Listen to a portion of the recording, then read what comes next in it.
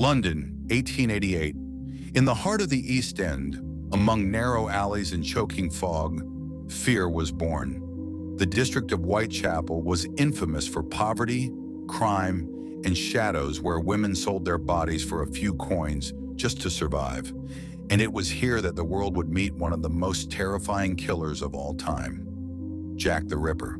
His name became legend, not because he was caught, but because he never was. The first murder. The nightmare began on August 31st, 1888. The body of Mary Ann Nichols, known as Polly, was found near a stable in Bucks Row. Her throat had been slashed, her body mutilated with terrifying precision. Even hardened police officers were shaken. Just 1 week later, another victim appeared. Annie Chapman, Dark Annie, was discovered in the backyard of a house on Hanbury Street. Again, the same signature, the throat, the mutilations, as if a surgeon had worked in the dark. London held its breath, the canonical five. In total, police recorded 11 murders, but 5 of them stood out. They became known as the canonical five. Mary Ann Nichols, August 31st. Annie Chapman, September 8th. Elizabeth Stride, September 30th. Catherine Eddowes, also September 30th, just hours later. Mary Jane Kelly, November 9th. Mary Jane Kelly's death was the peak of horror. Found in her rented room on Dorset Street, her body was mutilated beyond recognition. It was as if the killer had taken his time, certain no one would stop him. Hunting a ghost. Scotland Yard launched a massive investigation. Inspectors Aberline, Moore, Andrews, and McWilliam followed every lead, but found nothing. There were no fingerprints, no DNA, no modern forensics. Witnesses saw only shadows. 13 testimonies, and all described different men. The Ripper was smoke in the fog. Residents took matters into their own hands. They formed the Whitechapel Vigilance Committee. Volunteers patrolled the streets, questioned strangers, even hired private detectives. But the Ripper slipped through their fingers night after night. Letters from the Ripper. Then came the letters. Thousands arrived at newspapers and police stations, most of them hoaxes, but a few changed the case forever.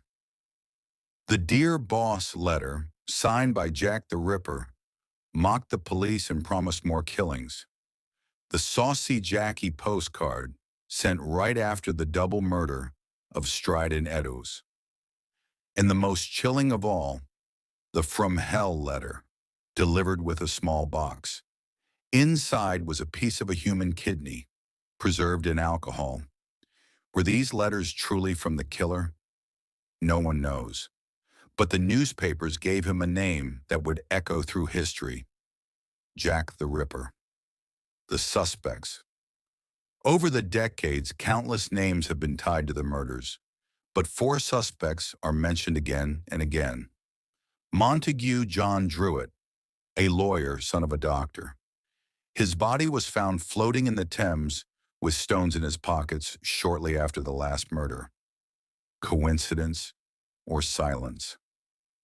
George Chapman, a Polish immigrant who later poisoned 3 women, but killers rarely change their methods.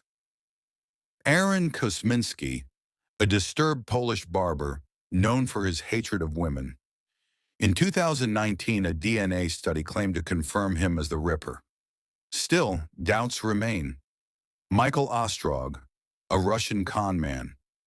Later records proved he was actually in a French prison during the murders. There were even theories that the Ripper was a woman.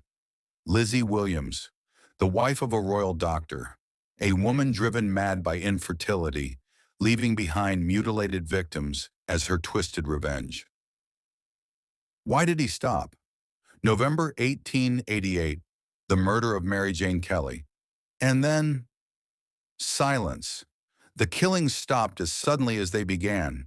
Did the Ripper die? Did he flee London? Or had he simply done enough to carve his name into eternity? Legacy of terror. Jack the Ripper became more than a killer. He became a legend. He inspired books, films, and paintings. Even pubs in Whitechapel were renamed in his honor. And the press changed forever. For the first time, newspapers turned crime into a public spectacle, a story people couldn't stop reading. Jack the Ripper wasn't the first serial killer in history, but he was the first to become a cultural icon. His shadow still lingers in every detective story, every horror tale, every mystery about the darkness inside human nature. Ending. The London fog has long since lifted. Whitechapel has changed. But walk those narrow streets at night, and you may still feel the echo of footsteps behind you. A whisper in the dark, a shadow in a top hat, a figure holding a knife that glints in the gaslight. Jack the Ripper was never caught, and perhaps he never left.